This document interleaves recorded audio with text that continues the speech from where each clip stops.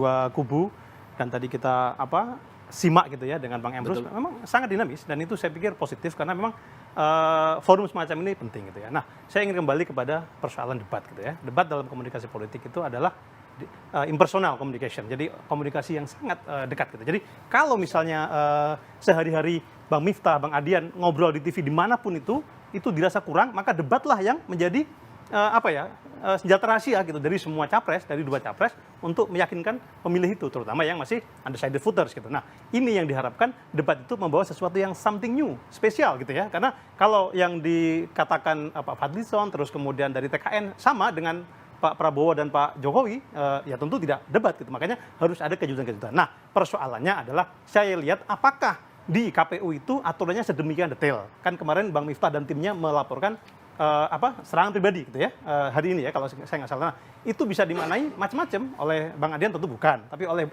beliau katanya sampai semalam ada semacam kalau nggak salah friksi lah di situ ya, kecil gitu ya, dialog gitu ya. Nah, saya pikir hal semacam ini harus ketat. Kenapa? Karena memang sekecil apapun itu bisa jadi ruang. Kenapa? Karena ini pertarungannya kan ya tinggal dua gitu loh. Kalau tiga mungkin masih bisa mecah seperti Pilkada DKI. Nah, karena dua itu.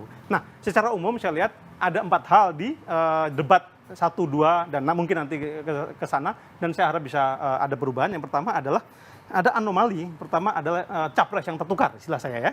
Karena di mana-mana kalau kita amati pemilihan itu kompetisi pasti oposisi yang akan agresif gitu ya. Tetapi yang kita lihat di Indonesia saat ini itu justru Pak Prabowo menampilkan sisi soft, berbeda dengan 2014. Saya mengamati 2014 dan beliau agak keras gitu ya, tapi sekarang soft. Saya nggak tahu, mungkin Bang Miftah bisa menceritakan apakah ada perubahan strategi karena ada juga satu riset bahwa orang Indonesia itu berbeda dengan Amerika. Dia nggak suka orang yang terlalu sering menyerang gitu. Apakah ini juga jadi perhatian? Mungkin Bang Adian nanti bisa menambahkan gitu ya. Nah, di sisi lain Pak Jokowi yang harusnya defense dengan data, ini loh datanya, ini data, tapi kadang-kadang masih keluar 1, 2, ya 1, 2 itu untuk ya tadi mungkin ada something new atau kejutan seperti itu.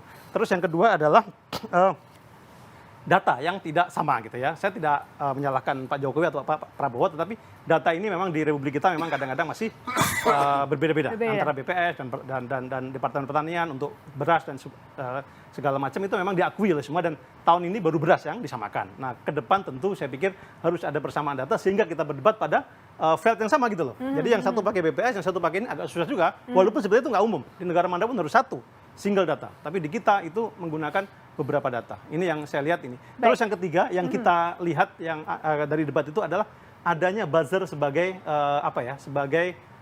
kalau dalam bola itu super sub. Fungsi baru. Super sub. Contoh misalnya ya, Pak Prabowo tidak banyak mengumbar data karena mungkin beliau ingin main di level high politik. Nah, Bang Miftah dan teman-temannya di sosial media yang main dengan data A, B, C, lengkap sekali. Satu kesalahan Pak Jokowi maka akan ditimpa dengan itu. Begitu juga sebaliknya ketika Pak Prabowo salah unicorn maka data-data keluar. Bahkan ada meme misalnya ya tadi mitologi, dewa dan sebagainya. Dan yang terakhir adalah bahwa kita disuguhkan dua karakter pemimpin yaitu yang menurut saya teknis tadi dibilang Bang Adian betul gitu ya.